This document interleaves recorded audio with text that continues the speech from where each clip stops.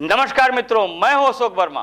भरोसे का नाम ही है टीवी 20 न्यूज, जो रोज उपलब्ध कराता है ताजा तरीन खबरें। देश और प्रदेश की तमाम अहम खबरों के साथ आइए नजर डालते हैं इस खबर पर। आजमगढ़ जनपद में परिषदीय विद्यालयों में कार्यरत शिक्षकों को मतदाता पुनरीक्षण कार्य में बूथ लेवल ऑफिसर और पर्यवेक्षक के रूप में लगाए जाने पर शिक्षकों ने विरोध जताया है।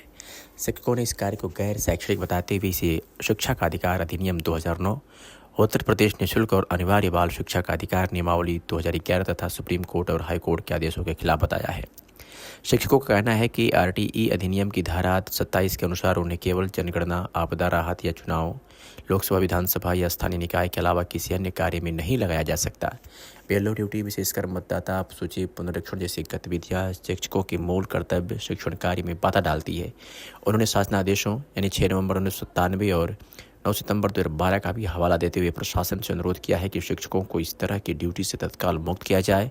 साथ ही उन्होंने शिक्षा की गुणवत्ता सुनिश्चित करने के लिए इस विषय पर शीघ्र हस्तक्षेप की मांग की है।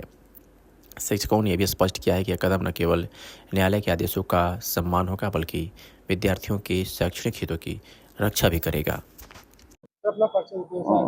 मैं सुरेंद्र प्रताप सिंह, जिला अध्यक्ष प्राथमिक शिक्षक संघ। किस मांग को लेकर आज जिलाधिकारी के दरबार में हम लोग इसलिए आए कि कुछ तहसीलों में एसडीएम महोदय द्वारा जो हमारे शिक्षकों को बीएलओ में ड्यूटी लगा दी गई है और उनको दबाव दिया जा रहा है कि आप लोग ड्यूटी बीएलओ की करिए, जबकि शासन का यह निर्देश है। प्रमुख सचिव शासन जावेद उस्मानी जी ने यह निर्देश दिया है 2012 में ही कि शिक्षा बाल अधिकार अधिनियम के तहत, उस एक्ट के तहत प्राथमिक शिक्षकों को बीएलओ की ड्यूटी नहीं ली जाएगी।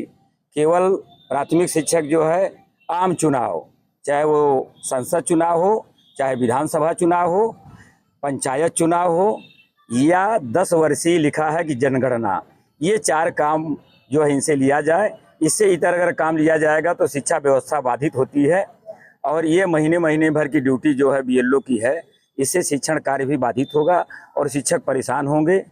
और आप सब तो जान रहे हैं कि हम उस शासनादेश के तहत आज डीएम साहब से मिलने आए हैं और डीएम साहब से हम लोगों ने मिला है। डीएम साहब ने प्रमुखता के तौर पे हम लोगों की बात सुनी है। लगभग आप समझिए कि 1000 शिक्षक लगाए गए हैं ड्यूटी में। 1000 शिक्षक मेरे अभी जानकारी में, अभी कुछ जगह और शिक्षक नहीं लगे हैं, लेकिन 1000 लगा दिए गए हैं। और उस 1000 शिक्षक के लगने की बात नहीं है, बात शिक्षा बाधित होने की है।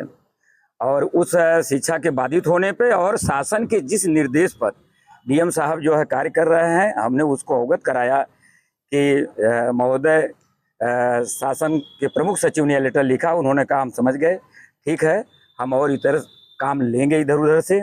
आश्वासन दिया है कि कोई दिक्कत नहीं आपको होने पाएगी और हम ड्यूटी अपरिहार्य हुआ तबे बुलाएंगे, नहीं तब बुलाएंगे नहीं हम आपकी ड्यूटी काट के और जो है पारिया टीचर हैं या और आंगनबाड़ी हैं, हम उनसे ड्यूटी कराएंगे।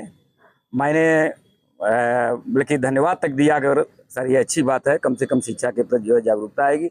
मैं आप लोगों को भी ये जरूर कहूँगा, ये हम लोगों की बात नहीं है, समुदाय और समाज की बात है, बच्चों की बात है।